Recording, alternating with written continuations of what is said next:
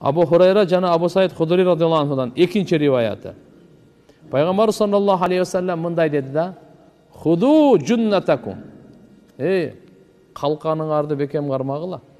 Калканыңарды кармап алгыла деди.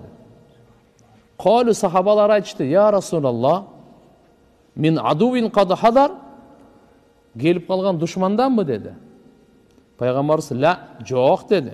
"Валакин джуннатакум минан нар." Калканыңар дозоктун отунан деди. Калканыңарды кармаңгыла дегени дозоктун отунан ушу калкан болсун силерге.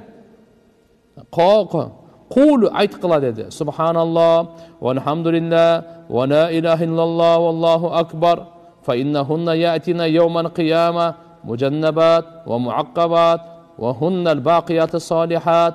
Қиямат күнү ушулар калкан болуп келет экен дейт. Пайгамбарыбыз айтып атат: Субханаллах, вальхамдулиллах, ва ла илаха иллаллах, валлаху акбар дегиле. Анткени кыямат күнү сиздин алдыңыздан, артыңыздан коргой турган болуп келет дейт. Бу дүйнөдө дагы сизди шайтандын азгыруусунан коргойт. Кыямат күнү дозоктун отунан коргойт дейт. Мындай коргой турганды кантип таштап коёйлу? Душманга куралы жок чыгып алсаңыз кандай болосуз? Ошон үчүн алхамдулилlah, ва хуннал бақияту салихат. Пайгамбарыбыз айтат, ушул зикир барго, субханаллах, вальхамдулилlah, ва ла илаха иллаллах, валлаху акбар барго, ушул бақияту салихат. Бақияту салихат деп Куранда Алла айтканда, Каф сүрөсүндө Алла Таала мындай дейт: "Ал-малу вал-банун зинатул хаятид дунья вал-бақияту салихат хойрун инда роббика ставаба ва хойрун амала." Ал-мал, мал мүлк, акча нерселери барго, мал мүлк. Вал-банун, бала чака небере чеберелери. Зинатул хаятид дунья, бул дүйнө жашоосунун кооздугу эле. Кооздугу эле. Утурумдук пайдалана турган кооздук, кичине мындай рахаттанып аз-маз, бейпилденесиз да. Мал мүлктөн рахаттанасыз. Машинаны айдап кичине, атыңызды минип, тамак жеп, үйүңүз жакшы үйдө, ысык, жылуу, балдарыңызды эркелетип, неберелериңизди жакшы көрүп, ушул эле кооздук. Вал бақияту салихат дейт Алла Таала. Пайгамбар Алла Таала айтат: "Хойрун инда роббика", сиздин Роббуңуздун алдыңында соопто дагы, үмүттө дагы жакшыраак бақияту салихат, балдар эмес, мал мүлк эмес. Мал мүлкүңүз, бала чакаңыз үмүт кылганга лайыктуу эмес. Алланын алдында үмүт кылсаңыз, өзүңүздүн амалыңыздан үмүт кылыңыз. Сизде амал барбы? Зикир барбы, зикир? Намаз барбы? Ошодон үмүт кылыңыз. Орозоңуз барбы? Ошодон үмүт кылыңыз. Садакаңыз барбы? Умра ажылыгыңыз барбы? Ошодон үмүт кылың. Мал мүлктөн үмүт кылбаң, бул жерде эле калат.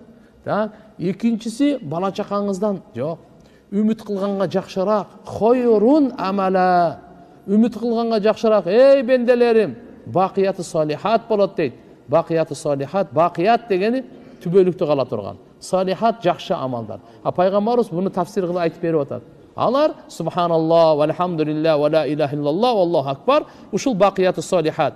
Бул бала чакаңдан жакшыраак, бул мал мүлкүңдөн жакшыраак. Ушуну сиз айтсаңыз, кана айтайлычы: субханаллах, вальхамдулиллах, ва ла илаха иллаллах, валлаху акбар, ва ла хаула ва ла куввата илля билля. Тилибизди көндүрөйлү. Жөн эле угуп коюп кетип калбай, жок. Ушуну бүгүн 100 жолу айтмайынча жатпаңыз. 100 жолу айтып өзүңүз баштадыңыз да, бекем болуп калгандан кийин аялыңа айтасыз, аялыңызга айтасыз, ата-энеңизге, бала чакаңызга айтасыз. Мынаны айтыңыз, мынаны айтыңыз деп. Бул түбөлүктүү биз менен кала турган. Түбөлүктүү биз менен. Бала чакаңыз, мал мүлкүңүз сиз менен калбайт.